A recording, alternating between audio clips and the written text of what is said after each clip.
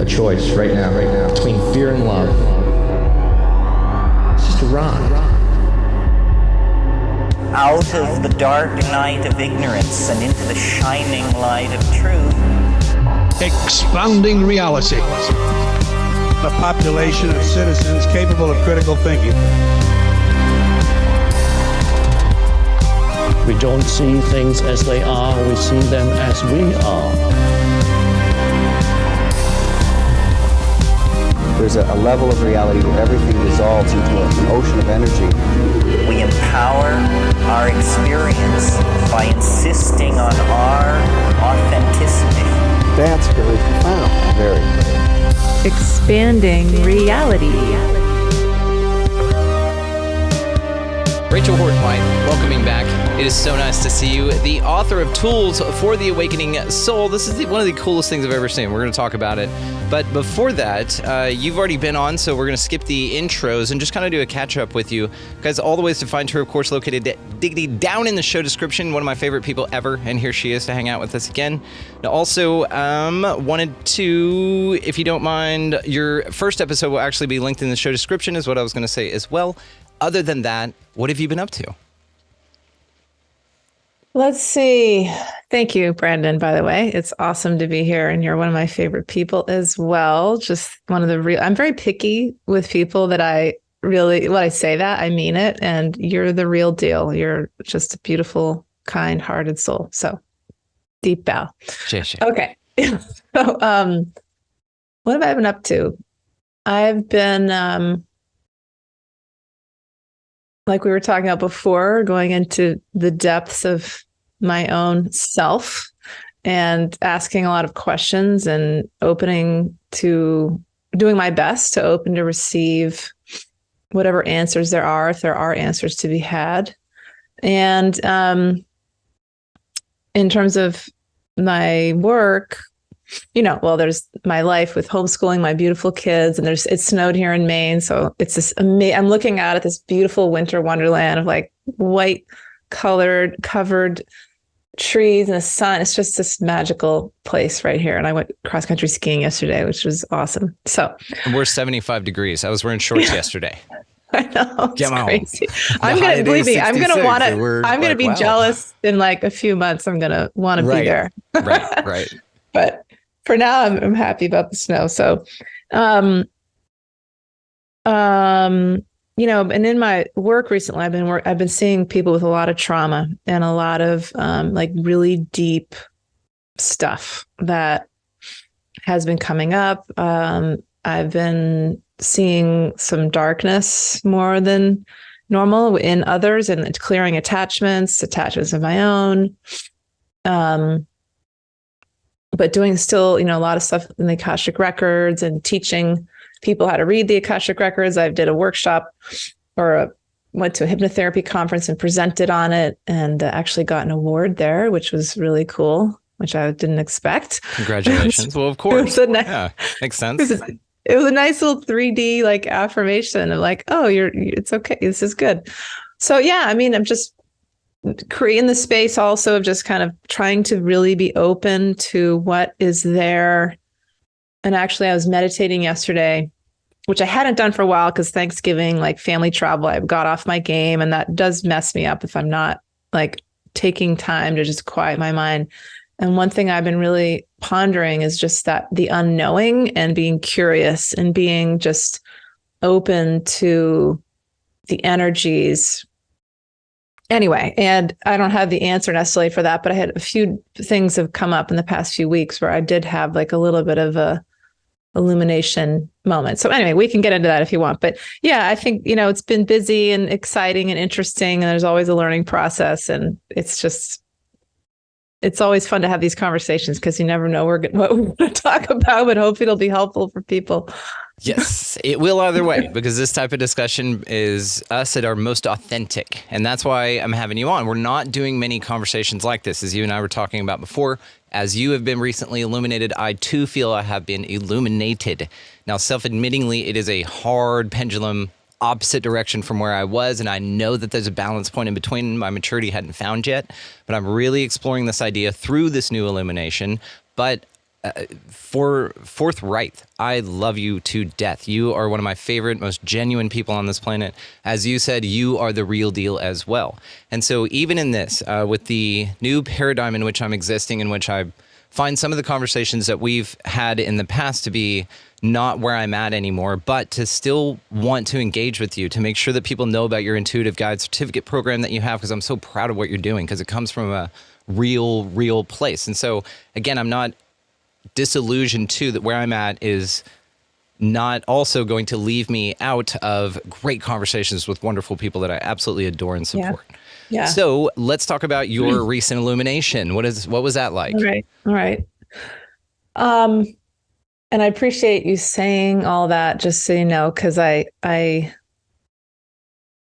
know, I believe, and I know that as humans, we can connect with each other and through our heart energy in a way that is real and authentic, and that doesn't have to be like the sort of divisive, like nonsense 3D sort of things that the media tries to tell us is the way to be. So anyway, and this is kind of what I believe we're going to be asked to do more and more, is to come from a place of just no agenda, no sort of ego attachments of being right or wrong, but just like, this is what I feel and this is what somebody else feels, and how do we just be in that space? So I think it's really exciting, actually. So the illumination that I experienced was ego, like being unaware that I was operating, but in ego. And I really had no idea that I mean, I kind of did, I guess, but I was really angry, and I still feel like a good deal of anger. And, as maybe you do too. I mean, it's a lot to be angry about, because it's pretty horrible if we look at the world right now in the way that things are portrayed to us. And there's a lot of energies. And I was literally saying to myself the other day, like, the ones who think they control things, like, they're like, you think we were going to go out easily? No. We're going to make your life as difficult as possible, your lives, until, as while we're going to go out with the fanfare. Anyway, and I do believe they're going out, but I feel like I'd been carrying energies much more than I realized. We had this thing happen in Maine, as you probably know about, with this, this shooting in Lewiston. There's a lot of questions, a lot of stuff that they're not telling us the truth about what happened there, as you, I'm sure, know. That's a whole nother conversation. let's just see. I'll choose two words: MK Ultra. Yeah, I like it. Yeah. That's all I'm going to say. Okay. And anybody else can do their research. Do the research, right? That's the point where we say, do the research. Yes. Thank you.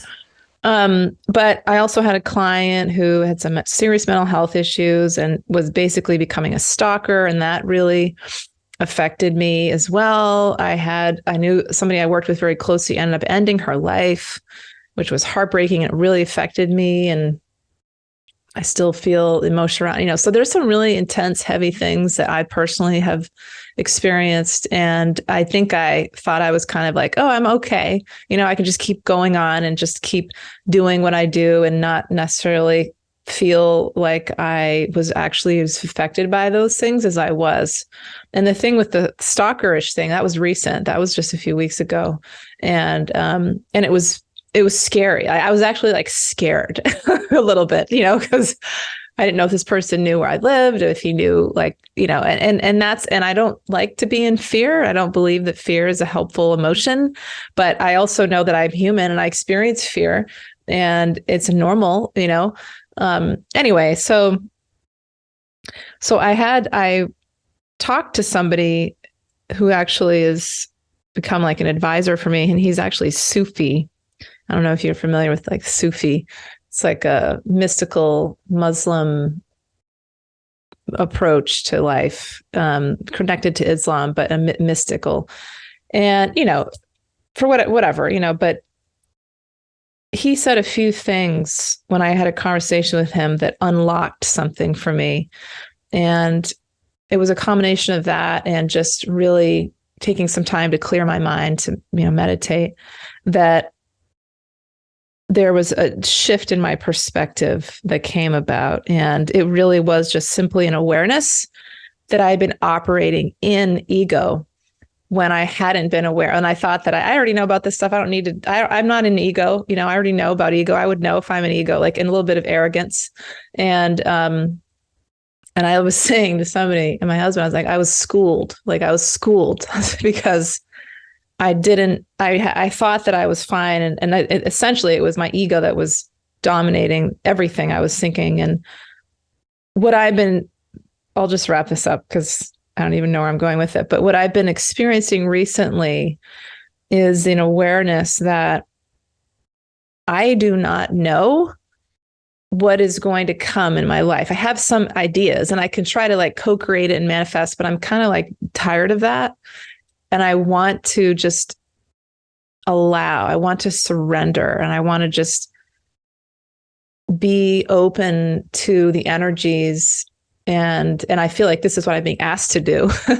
And thinking, when I think I have a plan for something, this is how I've been schooled.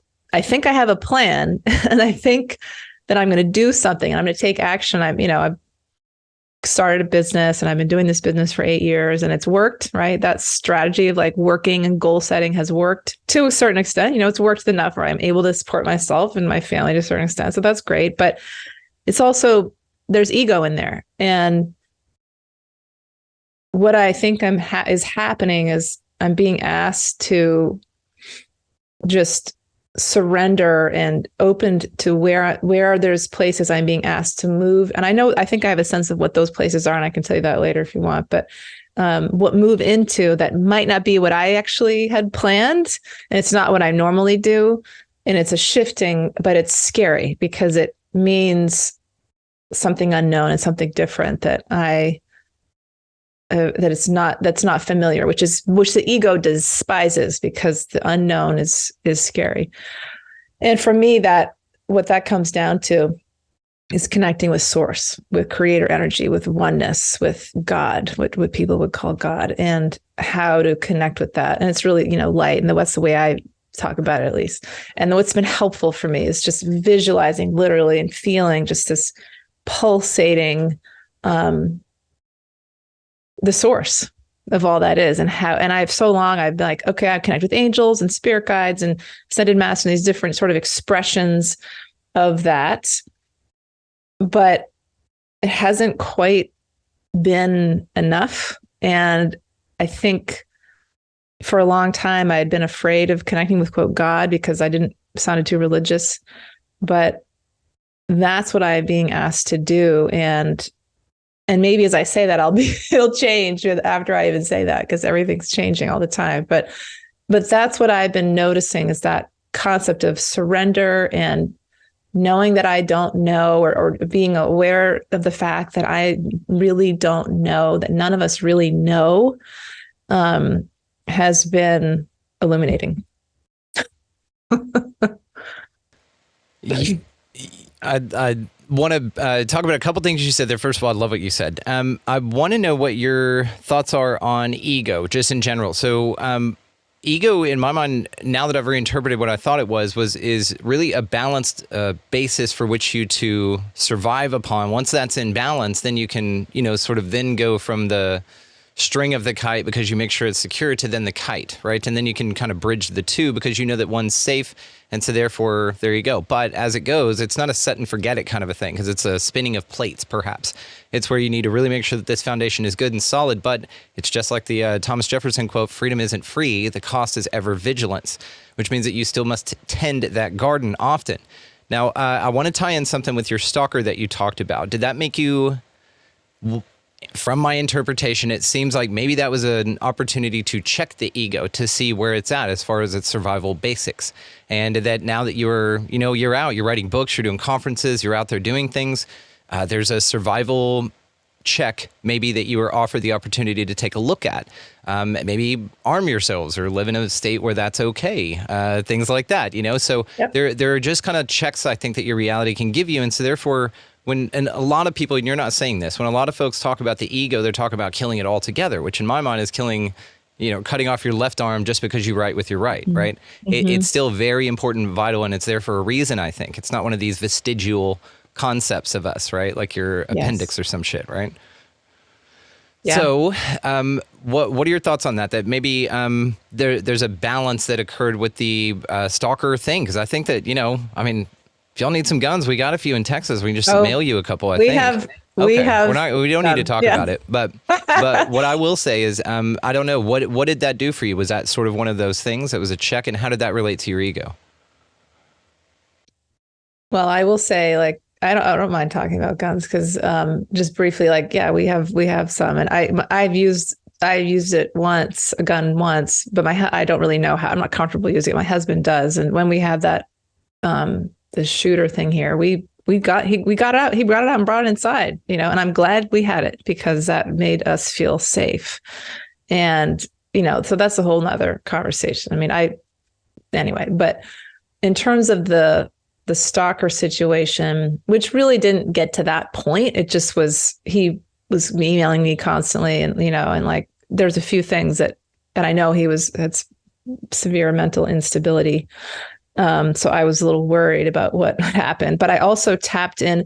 So with that specific situation, I was aware of fear and what fear can do. And I was aware that my fear could take me into the worst case scenario thinking of like, well, what if he finds my house? And what if he comes? And what if my children aren't safe? And what if all that it really all comes down to my kids, right? Like I want to protect myself, but I really want to protect my kids even more.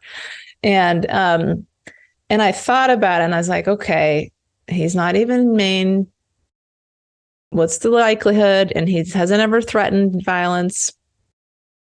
So I realized that my fear was was unfounded, and I was able to kind of work through that. And I also, connected in with light and asked for protection. And so that helps. And I also didn't respond. I didn't respond to anything. Once I realized he was going into this place of just strange behavior, I just didn't respond at all to nothing. And that worked. Disengage. So I'm not feeding that. And I also removed him everywhere, blocked him everywhere, all that things, like protect myself in that way. But in terms of like the ego, yeah, I totally agree that our egos are important to keep. We need our egos. They get stuff done for us, and it's like they keep us safe. But it's a matter of just balance, like balancing it out with our higher selves, the way that's, what I call our higher selves. So it's easy when someone's in business, I think, and when you're like a spiritual teacher, I guess, not necessarily calling myself that, but some people might say that, to fall into being dominated by ego. Like there's some, arrogance that can come about, or just, like being in business, like setting goals and creating things. And, just, it's much easier than one would think. Maybe it isn't than one would think. Maybe one would think is easy, but, so for me, it's just about keeping it in check, or keeping that part that isn't me. That isn't me in check. And that's kind of, we could go way down the rabbit hole with like what actually is ego, because I actually have some, I think I've been reading this interesting book, which will scare the crap out of some people, but I'm going to say it anyway. Please, no. This is the place you do say things like that. Yeah. It's called The Unquiet Dead, and it's by Edith Fiore. And it's an old book, and it was an assignment for one of my hypnotherapy classes, and it's all about possession, spirit possession, and attachments. But she goes into like possession. And at first I read it, I was like, like, come on. And I don't even like, I still am skeptical of some of the things. She says some very interesting thing you would find interesting, like that some people, I mean, she would be canceled. Some people, what she thinks are things that are from attachments, like that, that this woman basically, her theory is that attachments of energies of other souls wayward, entities, people, souls that haven't crossed into the light, that almost everybody has an attachment.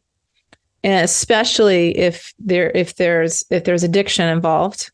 And I honestly believe, and maybe I'm saying this to you for a reason, I don't know, that suicides are all from attachments, because it's low vibrational energies that are not the person that are telling them things. And anyway, and people if you work in a hospital, there's so many spirits that are coming and going that can attach to people, and that they don't we can talk more about it, but they it's like they don't know they're dead, or they're afraid they've done something wrong, so they don't go to the light. And they're not necessarily like evil, but just confused. And I know, because I had that. I had experienced it myself, and I had to clear it, and I had to send her to the light, and got some help from a few friends to send this person to the light. So my whole point is, I think that ego is actually potentially more than just, negative thoughts, but attachments of other spirits and entities that we're carrying. This is where it gets interesting. This is where this idea that we're vessels and that we can be apprehended at any moment, and that sort of if you let your guard down and that you slip far enough, or you drink enough alcohol, or you get into this possessable state, then something will hop the hell in and take the wheel. And it seems like this subconscious realm, in which they say 95% of your actions operate, is this interface and main housing component to whatever the hell this thing is. And it's sort of like a train station or something. They're like, oh yeah, you need a entity over here. Yeah, I got one right here. And it's like you're traded on an open market whenever you get down. It's sort of the way that I picture it. Now, to what you said about this being a confusing thing, I don't disagree with that, because again, in my admittingly unbalanced perspective right now, in my attempt to balance, I could see then, let's say that the fourth dimension is a real reality of spirit, where the way that you survive there is to latch on or to utilize the energy from the third dimension as your fuel source in whatever way. Now, let's say most survivors of that survive and thrive in the way that we see, let's say, elites and government members and things like that doing that. Well, how do they do it? They perpetuate evil and disgusting things, this adrenochrome idea. So maybe in the other side, this next realm, and maybe this is the exact next rung on the ladder when you die, which is just for conversation here, then maybe those people are really good at producing, or feeding off of those negative emotions that they then produce. And so therefore, that's what they gravitate. Therefore, they grow real big. It seems in my mind, again, that the system is set up for negative emotions and energies to be the most palpable fuel source here. And a good God, in my mind, if this was an altruistic thing, and we have many philosophies on this, again, just from my unbalanced perspective right now, wouldn't do that.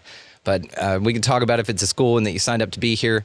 But the main point of this is that if this is the case, that you are being inhabited, or that things can take over this vessel and just sort of drive you around, then, I mean, what the hell is any of this stuff? How can anyone be held accountable? How can people not just, because it's a very real and observable thing, not just then the other side use it as a scapegoat to commit horrible acts of atrocity and just say, is this spirit possession thing? But again, I think that we're real phase in, out of bowl. Like the Matrix probably nailed it with this, where any person can become a Smith just like that. Like you can just turn on, and all of a sudden this thing takes your body over and morphs into you. And where there was a Susan before, now there's an Agent Smith, a representative of the Matrix. And this Matrix seems to be fueled on chaos. So perhaps, again, this representative that shows up is this one that wants to drink and go do fucked up shit to kids. I mean, I don't know, but it does seem like an apprehension of whatever we're driving around here. And then it almost makes me think like we're just NPCs waiting for the next, whatever demon decides that it wants to play this game and fuck it up, and then just gets to take over your car and ruin your life.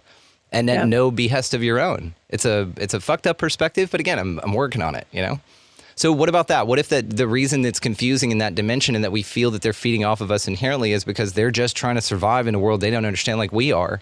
And again, this is a consideration, but maybe they're feeding off of us, and that's what their next step is. Mm-hmm. So it is confusing. So this is really good. I mean, this is actually helpful for me too, because so here's my thoughts on that, or my feelings on that.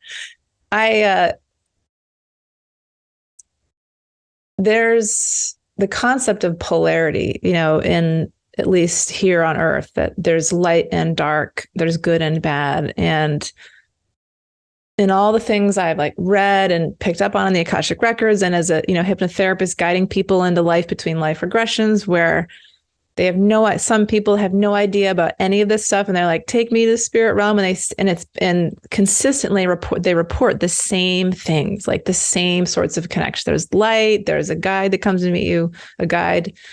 Anyway, there's some real interesting evidence that I feel I've kind of landed on, is like what I feel is truth about what there is. Like there is this source, and the source is this immense light that pulsates in and out. And I've seen it multiple times in different, my own experiences.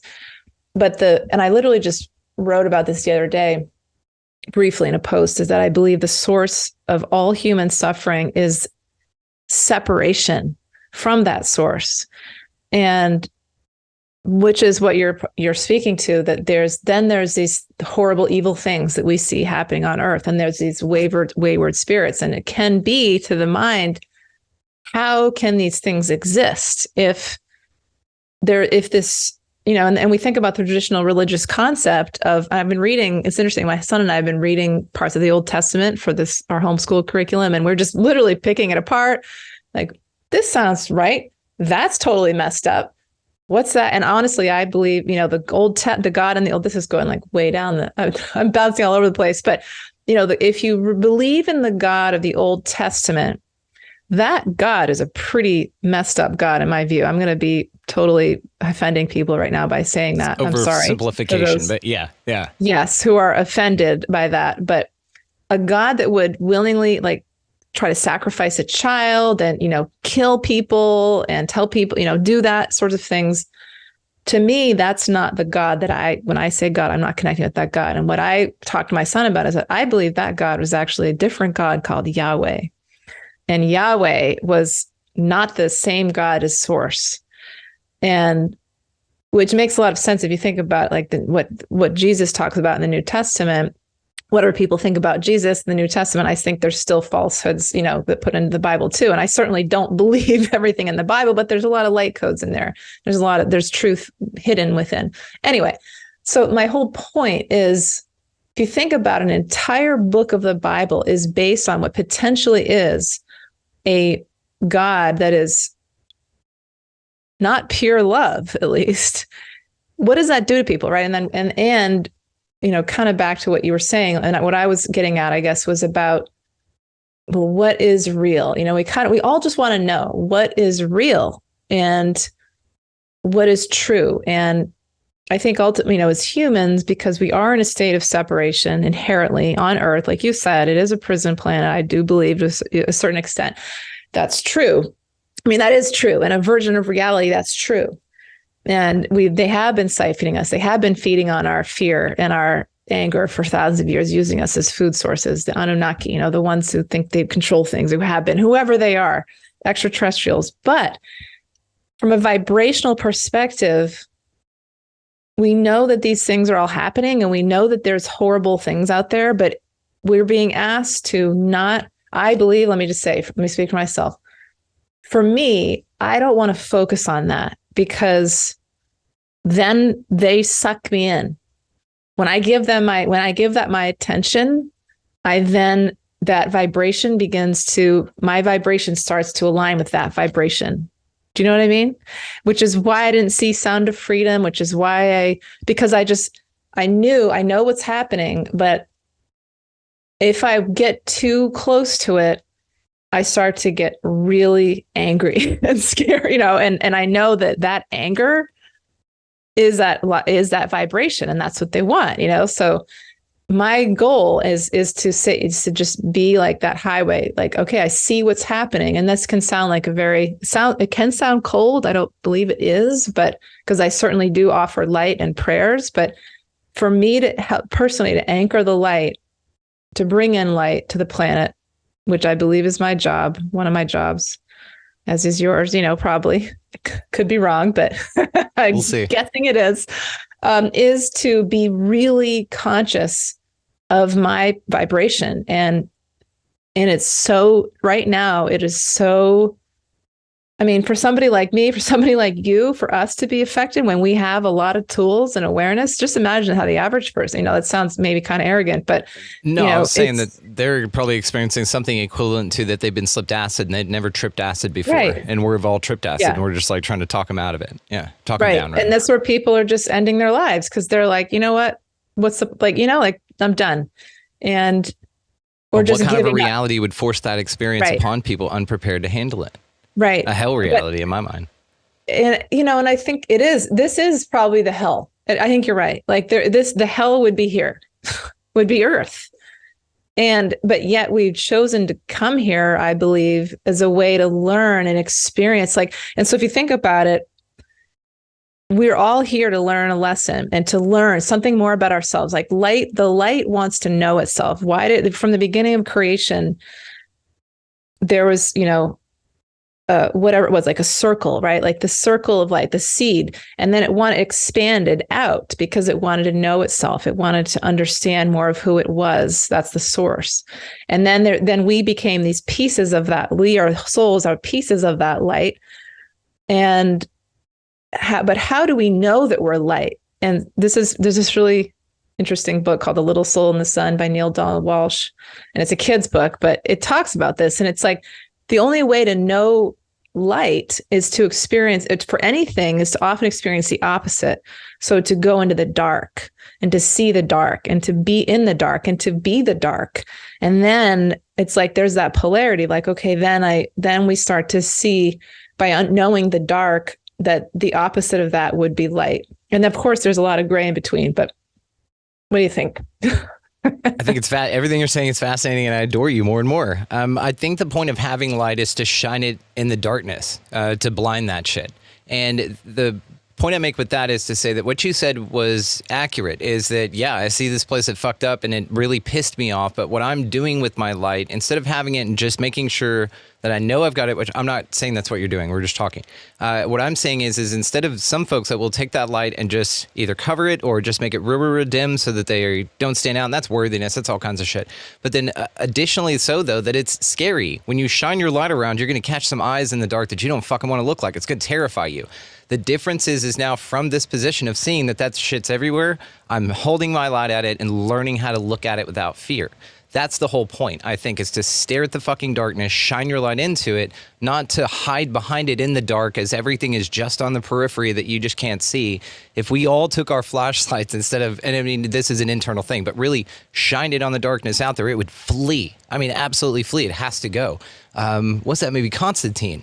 Remember they're in the street and all the lights go out, and that's why the lights went out, so they could appear. They then appear, he lights this flare off, and boom, they go. And that's the thing with it. But if you don't light that flare, if you don't shine it, then you're avoiding the eyes that you know are around you. And right here, just shine the damn light and take a look at it. It's terrifying as fuck, but there is a power and a resolve on the other side of it. And it's not anger. It's not bitterness. It's just got it. I know where I stand now, kind of a thing. And again, whether this is a accurate perception and I'm just leading my way to where you are, the path that I'm taking, I don't know. But also want to mention something interesting to what you said that you made me think about whenever you talked about the Bible. And when we're talking about Old Testament, New Testament, and things like that, it makes me think of, especially going through like Nag Hammadi stuff and a lot of stuff right now, Rachel. It makes me think that it's interesting that it was contained within the volume to begin with. So in itself, if we could step back from the book and look at why it would be included in the first place, to be so oppositional, and then why perhaps the Jesus character was inserted in there at that important moment to then make us feel better for a happy ending. I look at it like Hegelian dialect played out right there for everybody, meaning problem, reaction, solution. The problem was created by God itself in the first damn place. The solution was something that could have been avoided in the beginning by not allowing this idea of free will, which I want to talk to you about if we have it all, and then also including the idea of original sin and all of this shit to where you have a place to go after this, knowing that God knows time and everything and is outside of that. So he's manufacturing souls for hell constantly. And then not being able to see it any clearer, but then Jesus just shows the fuck up. And all of a sudden, this dude gets to hop in and go, hey guys, all you got to do is believe 100% on the thing that sucked ass 5 chapters ago and was murdering babies and shit. All you got to do is give it all to that thing. Remember, it's a, what do they call that? a rebranding, but it came in the form of this nonsense, in my opinion. Okay, I'm not trashing on anybody's ideas. It came in the form of nonsense from a nonsense bullshit God. If you look at like some of the UFO people who come out who were CIA agents and they're coming out and they're going on all these podcasts, and that's great. I don't have them on because I'm not going to trust anything they fucking say. We'll have a cool conversation, right? But I'm going to want to know a lot of things that they're probably not going to be able to answer. And this is why I think, again, laid out in the Bible, it's nice to have right there the Hegelian dialect, the savior concept came in, just like the Bolshevik Revolution, Q, or anything else. Problem, God created this whole damn thing and it sucks ass and you're caught in the middle of it, but he doesn't want you to know how fucked you are, because the best prison is the one a prisoner doesn't know he's in. So then they slap this Jesus figure in the middle, healing all your sins, guys. You can actually rape and murder kids all the way up until your last death. Last breath you got, go, save me, Jesus. And you do. And you're gone. And you can just fuck right off into heaven with everybody else. It's, in my mind, again, I think it's interesting how the PSYOP is just laid out in black, white, and red for you in the pages. What do you think of that? Yeah. And I'm with you. I see what you're saying. I think there's a lot of, this term is kind of overused and I don't really like it, but the term false light, like it's there's a lot of trickster energy. And I think the Bible okay, well, you know what, we're talking about it. Like, and I think most religions are that, that there's truth, there's light in there, but they're really designed to trick people into like intense programming. And I'm talking like pretty much every religion, and to believe that they are less than worthy, that they are, sinners, and that they're bad, and that they can't connect with light, and that they, even like that they can never be like somebody like Jesus because we're just so pathetic and horrible, and that's part of the concept of separation. That was part of the keeping us in a state of control. It's interesting because I think, and I know you're not saying this, but I think it would be I got to be careful of how I say this. Let me flip it around and say, if any human were listening to anything that I say or you say, like what I would, if somebody said, what do we do? I would say, well, I would advise people to not take the Bible literally and to take it as metaphor, and that knowing that there's an illusion that's being presented, and that the truth, if we would ever know the truth, is beneath the illusion, because the people who created, who printed, who put the words in there had an agenda. And those people were connected to, as you know, the ones who came in and took over this planet, which I believe there's a lot of evidence of that, of extraterrestrials. Lots of extraterrestrials have been here. And actually, I just found a passage in the Bible just yesterday with Aaron, and it said, there was a time when giants walked the earth and when heavenly beings mated with women. The daughters of man. Hell right? Yeah. Yeah, you know that passage, right? It's in Genesis. Fuck yeah, yeah. So they tell us what they're doing. They have to tell us part of I think that's part of this is what happened. We create these human hybrids from all these different extraterrestrial races. But most people would just be like, what does that mean? They would kind of skim over it. But back to what I feel like I need to come back to what you were originally saying about just what kind of world we live in, and because I think it's, but people, it's okay, just do all these horrible things and then you can just, ask for forgiveness and then be fine. And I think, but I think that's the free will piece. So, right. People can do horrible things, and ultimately it comes down to them judging themselves. And that's, when I do, because, my lens is through the Akashic records and the masters, and that's the judgment after that we die. And this is what I believe pretty strongly, pretty firmly, because I've seen it so many times and I've seen people talk about it, that, after we die, we go before a council of wise ancient beings who will literally say to us, how did that go? How do you think you did in your life? And if you did all those horrible things, then might be I'd say, for instance, people that we know, are doing horrible things to children or something, these horrible, evil things. And after they die, first of all, they might not actually make it to that council at all, because they would refuse to go to the light, and they end up becoming just lost. And that's like the bardo, like they might not even make it there because they know what they've done. And so they wouldn't even get to that point of light. But say they do make it there and they're like, oh yeah, I did these horrible things, but this is why. They might justify it. They might not actually have the awareness to even look at themselves in that way, in which case they would potentially go through a period. I've seen this actually in regressions I've done, like a period of intense healing, like a cocoon. You kind of like, I don't want to say they, because I think it's really important that a lot of people understand.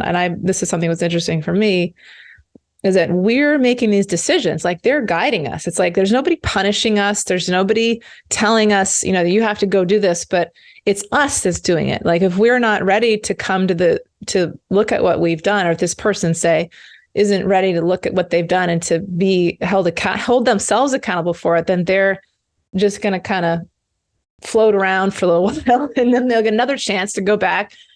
Or they might, sometimes this I think is rare, but they might get recycled right back into a body, and because they've got to go learn again. And but they get a chance to kind of decide, like, okay, what am I going to work on in this life? And how am I going to learn a lesson? If they do have that ability, well, I'm going to experience the polar opposite of being the abused this time instead of the abuser. And I'm going to have horrible abuse happen to me because I need to feel what it's like to have that done to me. And that's going to help me learn.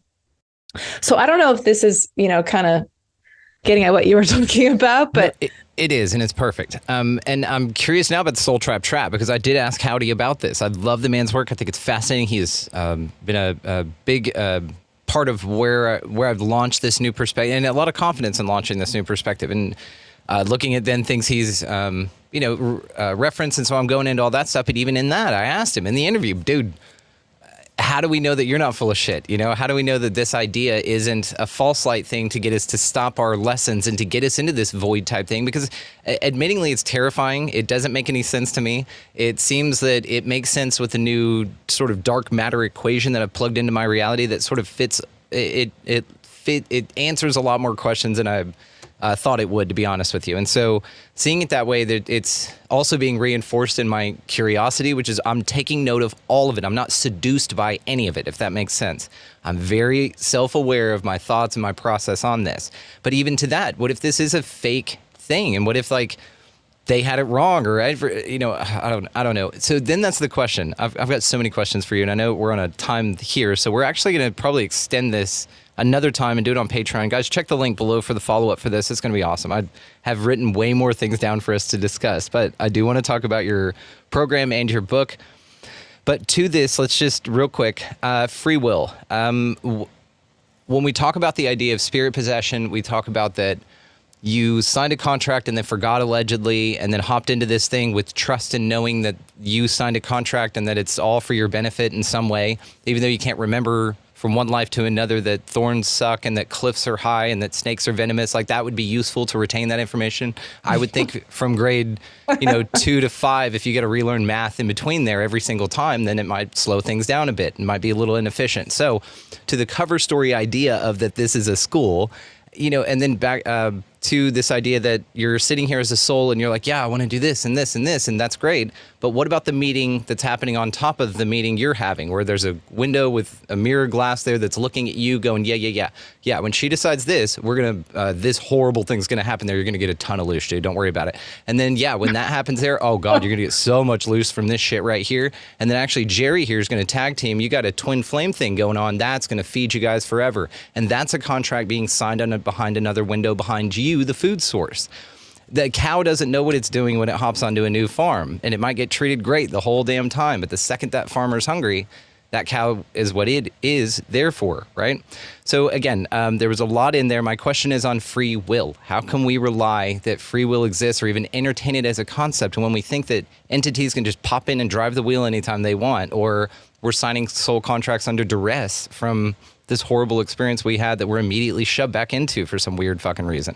What are your thoughts on free will is my question. Right. Yeah. Well, okay. just want to free will. There's so many things, but I feel like there's something I want to just address because I think I forgot to before, which is nobody really knows what's true, what's real. I mean, I've been trying to say like, this is what I believe, but honestly, I don't really know. Like, I don't really know with 100% certainty that anything I'm saying is actually true. Right. And I think absolute same. Right. Okay. And so I think, and honestly, I would hope that anybody would say that because that it's all true. I mean, there's a lot of evidence and I've come to my own conclusions, but I think for me personally, and this is what I would suggest to anybody else, again, this is just my opinion, what feels good? Like if something feels, because we don't know really what's true, but that's also an ego sort of desire to know what's true, right? If we think of it that way, the ego wants to know what's true to a certain extent. But what if we can say, well, this feels right to me. This feels aligned in my body. This feels good. So this is what this is what's truth to me. So for me, it's like, I don't want to think of it as I don't want to think of myself as a food source because I don't like that. That feels crappy. Like that makes me mad, you know? So I want to think of it in a different perspective. But is even that though I know false light? Is that the ego's inability to look at something and shine the damn light on the scary monster and consider it as a variable that actually would make all the difference? It right. balances the equation. Well, so here's the thing. This is what I think, because there's a concept of like spiritual bypassing, like not looking at something because it's unpleasant. But here's the thing that I've learned in the Akashic Records, which is two things can be true at once. So, okay, I'm a food source and they're feeding off my energy.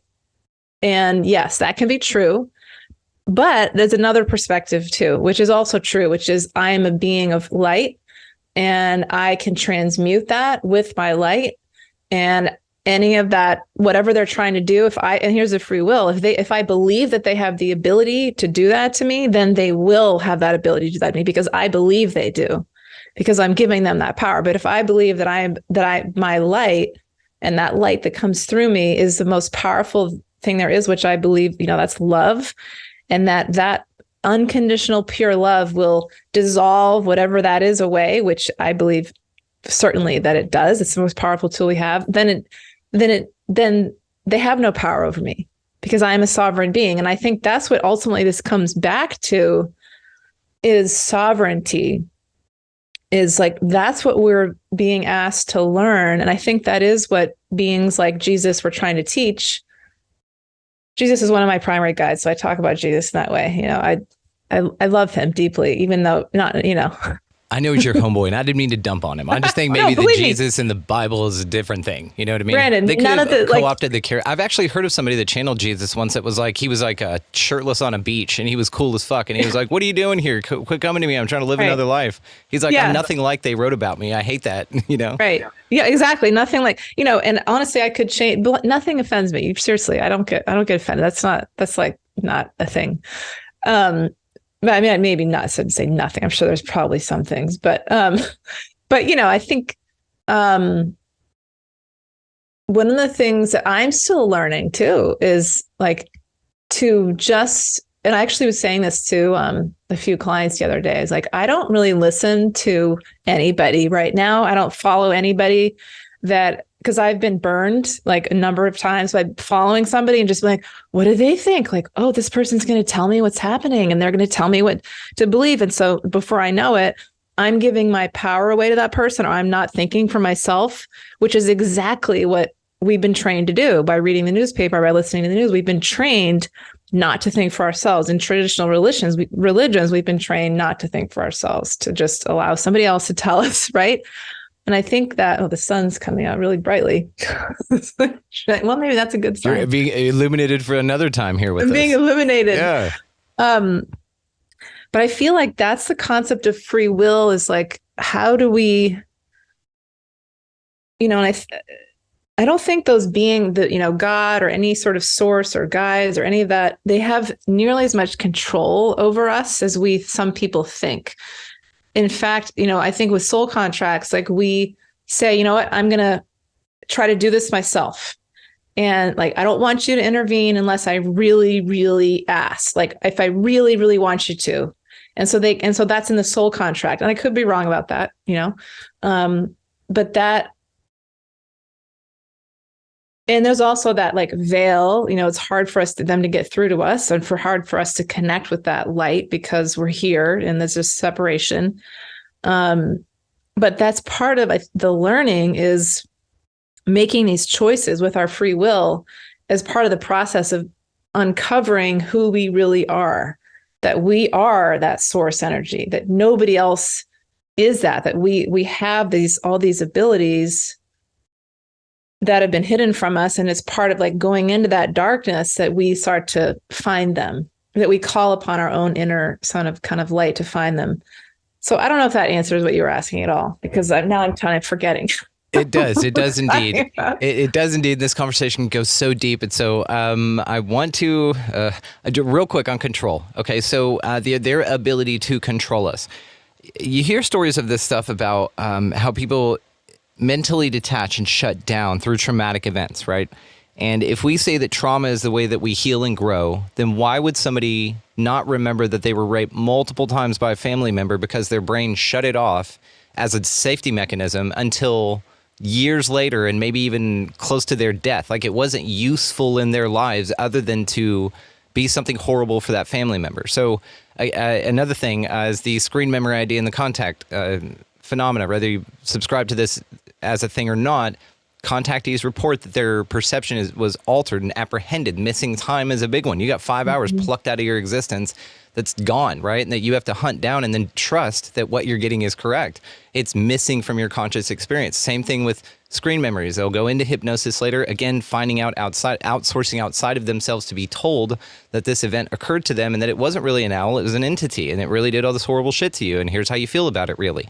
Where is if you can be so controlled like that and things can just be switched off and then you can just be used as whatever pincushion, whatever entity wants to, where does that fit into our ability to take that information in, retain it as useful, and carry it on? So I think, coming at it from a lens of choice, like, what if I, at a subconscious level, and all of us chose, like literally before pre-incarnation with that person that did that to us, like we asked them, like, you're gonna, maybe we don't know exactly what they're gonna do, but it's agreed that they're gonna do something bad, and they're gonna do something bad, and then say in the sense of like being raped by a family member, which is horrifyingly common. I hear it, so, or something like, or somebody, but especially if it's a family member who you believe is supposed to love and care for you, and then they do this horrible thing. How do you reconcile that? I think, as a child, we're still obviously a soul in our bodies as children, that we're still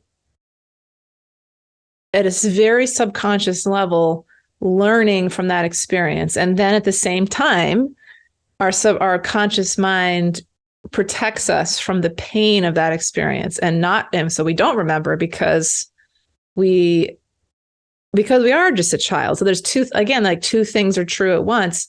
We're a soul in a body having these human experiences, learning through the experience of really, really hard things through that experience that we in a way planned to happen.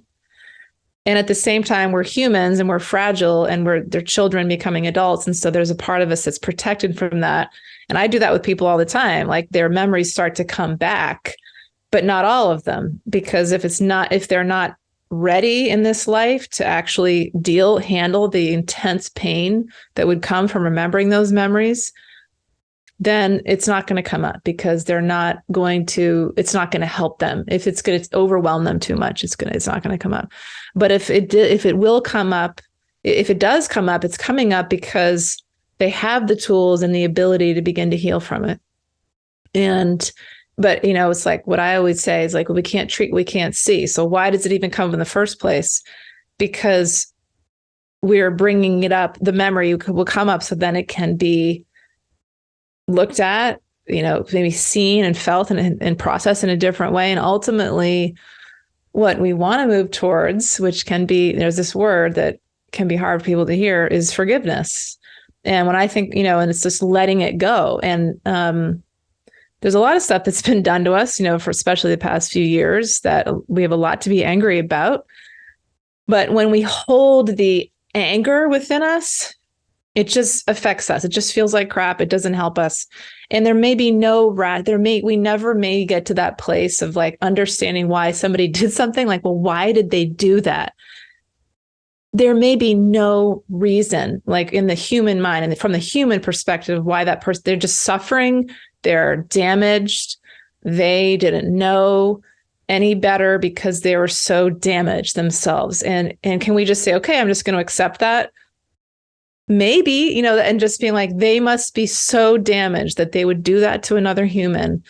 And that brings about some sort of compassion. Like, well, obviously that person, and I see this with family, like people gets passed down, the father gets raped by his father, and then his uncle did that to him, or the daughter did, the grandfather did that to her. And then, well, somebody, just everybody's doing it back down the line. And they're all holding on to the anger, or I don't know what they're holding on to something, right? And so until the energies now on Earth, for so many people who are incarnated right now, we are starting to look at it differently and just say, well, maybe I'm going to approach this with love instead of numbing myself from it, instead of avoiding it, the feelings I don't want to feel that don't feel good. I'm going to actually see if I can feel those feelings with the help of light, with the help of other tools. And then the concept of like compassion and empathy for the other, for the person who did that horrible thing, can actually bring about like a release. Because you're basically saying, I'm no longer going to allow the horrible negative feelings I have to affect me. I don't like these feelings. I don't want them anymore. And so I'm going to start to cut, I'm going to see them. I'm going to go through them, allow them to surface. And this is why, past life regressions can be helpful, because you feel all the trauma and any sort of progression, then it starts to be released. And then that's really forgiveness. You're like, I've processed it for myself. Maybe you say, I don't care what happens to you. You're evil, horrible person. I don't care what happens to you, the one who did this to me. But ideally, at some point, we'd be like, I'm just sad. You'd be sad for them. Like, clearly you're so damaged and broken that you would do that to another human. That I hope you find peace in your life, maybe on the other side. It might not be till after they died. But if we can get to that place, then we've started to let it go. And that brings us freedom. And that brings us into, embodying our light, I guess, a little more, or feeling our light a little more. It's a beautiful quote by a guy named Richard Rose. And he says, I'm not interested in the business of fixing flat tires. I'm in the business of getting nails off of the highway. And this is how I feel when it really comes down to this, is the modus operandi. Okay, it's the idea of the medical industry only treating symptoms and not really core root causes. And so when we talk about this in this way, if we're looking at it just simply unemotionally, perhaps, and we could just see it as a system as it functions, then as it functions, it's perfect. And therefore, this idea of a utopia here is not going to be created. It's the idea that there should be a utopia here, but won't, which is what keeps this place perfect. Now, if you look at that from any level of logic, then you would say, well, why is that particular element so important, and especially the chaos? And it seems to be, again, this louche idea and this ever hope, but always carnage, all this kind of thing. And so then you would say, okay, well, what does that function serve the purpose of? And in my mind, if we're talking about memories that can just be erased from you, but therefore the body keeps the score, right? And so you'll carry that trauma throughout and maybe react in horrible ways your entire life, not knowing why you did it. But from a perspective of a system that operates that way, you're creating these little agents of chaos that perpetuate the louche throughout the entire system. So you've got an unwilling participant in this thing that can just shut itself off because they were, let's say, going to be pure anyway and not going to do anything, whatever. So of course they're going to get them as kids. They're going to rape them, all that good shit. The memory wiped the thing, but that body carries the score. So that even if they're consciously unaware of it, they're creating chaos throughout their life. And maybe that is chaotic in itself. So again, it feeds this system. So if we look at a system that produces that, then you could say, well, then what is our role here? Why Why are we here to learn things that way? What are the nails on the highway, right? This is where I've gotten to. And this place seems to be either, again, a hell, like you're being punished for something, or a reform school in some way, meaning that you were booted out of an awesome place. You were thrown into this pit of whatever the fuck. And that the modus operandi of how you learn is so horrific as to reform you to get you back into whatever societal norms are available to you in this other side. And maybe it sucks. Maybe it's a heaven with the harps and everybody's just sitting around and is boring as shit. And so we just got bored and wanted out. Maybe the whole damn thing sucks and God's a pain in the ass. And so we just kind of flip between hell and heaven because it's an infinite loop of madness. I don't know, but I love talking to you about this shit. Also, we'll find out after we die. We will. And I'd like to also invite you to do that. Let's do a Patreon chat like we did with the past life regression.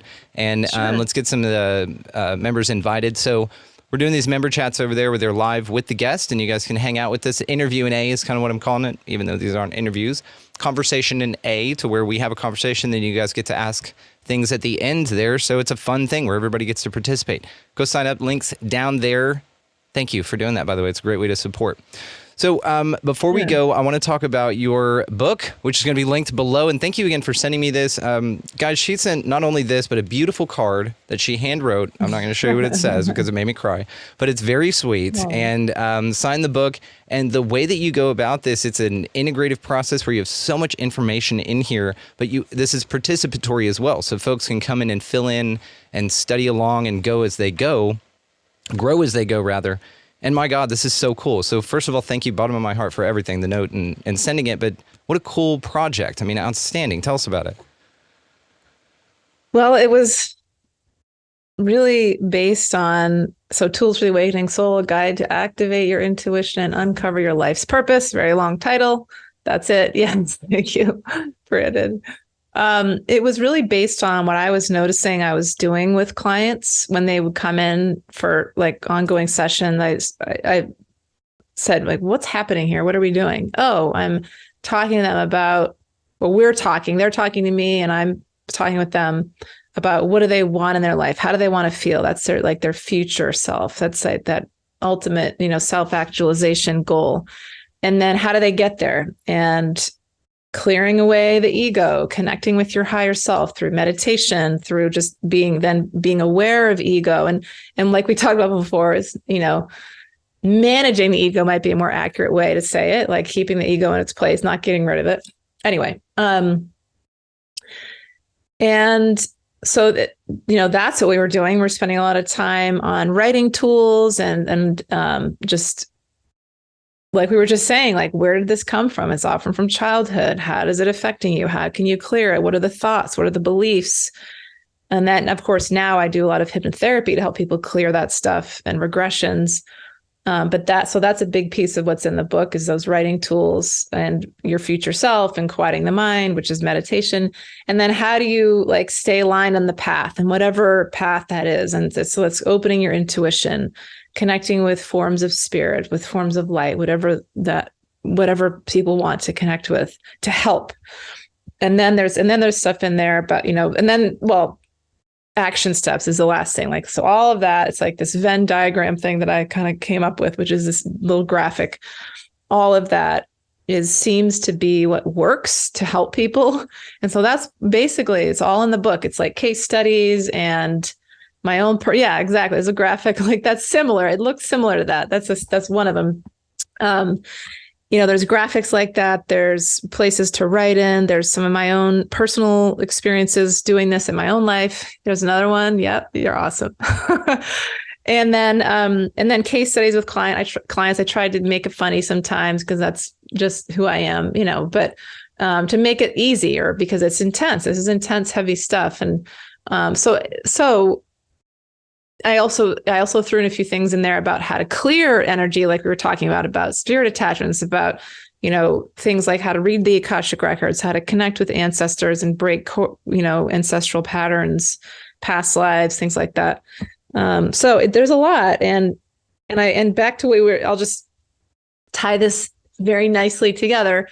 I actually teach this 10-month program that this is my 4th year doing it, which I based off of this book. It's a program where I teach people to become intuitive guides, kind of like what I do. But they go through this process in the book. Like they go through that whole process themselves of experiencing these tools, like doing them in their own life and really understanding it, how it feels to go do this work, this inner work. And then they have the ability to then teach that to other people and like do that for others. So it's like this comes in, goes out. I happen to be enrolling a new program in January 2024, like a new sort of cohort, I guess, just a small group of people. And it's, so if you're listening, feel free to check it out. It'll be on my website, all those good things. But it's such a cool way to just be, do your own inner work while you're in a supportive group of people who are going through the same thing. And it's, and you learn how to read the Akashic records for yourself. You learn how to read them for others if that's something you want to do. So I'm really excited about that program. And it's so fascinating and how it worked out that way. Like how it just, like, actually, I will say, I wrote the book. I based the program on the book, but I also wrote the book based on the program. Like I was creating stuff for the book as I was teaching that first year. So, I'm sure it'll evolve and change, and I'll come up with new ways that I already am, like of ways that I think I can support people and things that work for me. But yeah, that program it's an intense kind of 10-month journey into your inner depths of your soul, and then you come out hopefully feeling like you have a business you could start or enhance. And that is similar to what I did in my own life. So yeah, I'm excited for that. Absolutely beautiful. I'm so proud of you. I think everything you're doing is just cool as shit, and you're wonderful. And the questions you're asking yourself, and especially like the things going through your book here again, just some of the things you do is breathing exercises, stress management relief exercises. All of those are fascinating, and you do such a great job on this. It's broken up so that the reader has time to engage, but it's also got some charts and some fun stuff. So you blow through this thing, and it's just... but it's very introspective, which is so crucial. I mean, that's what this is, right? It's about asking questions. And selfless plug real quick, but to thank you, you're actually in a couple of these journals behind me as well. And guys, I know I haven't talked about these things on the show. I made all these. There's some incredible people in them. Rachel is one of them. That's going to be linked down below, as well as Elsa Dillon made some amazing YouTube video for it. Just a really cute little promo of me kind of talking about him on other people's shows, because I haven't talked about it on this show. And so I'm going to link that down below to shout Elsa Dillon out and to thank her for that, as well as to thank you for that. And you're in a few of those. So the one on the right, I have that one, I think, the far right. Yeah. And I love it. I open it and like, it's just so amazing what you've done, Brandon. Just so amazing. Those are special. Version 2 coming next year. That one I've already outgrown. we're going to incorporate the new calendar from Tom Sherman in it and all kinds of stuff. But thank you. And you're actually in a couple of those for the writing as well, because as an author, we invited you to take part in the IE, or the introspective expansion books for authors' journals, things like that. Rachel, this has been incredible. Thank you so much. I just can't thank you enough. Adore you beyond words. We'll do many more, and I'm really looking forward to this next hang, because we're going to deep. Yeah, we got more to talk about. Absolutely. Oh, God, always, right? It's perpetually that way, which is fun, I suppose. Yep. It's definitely fun with you. So, guys, check the show description for all the ways to find her book, everything, and just thank you again, bottom of my heart. Thanks you so much, Brandon.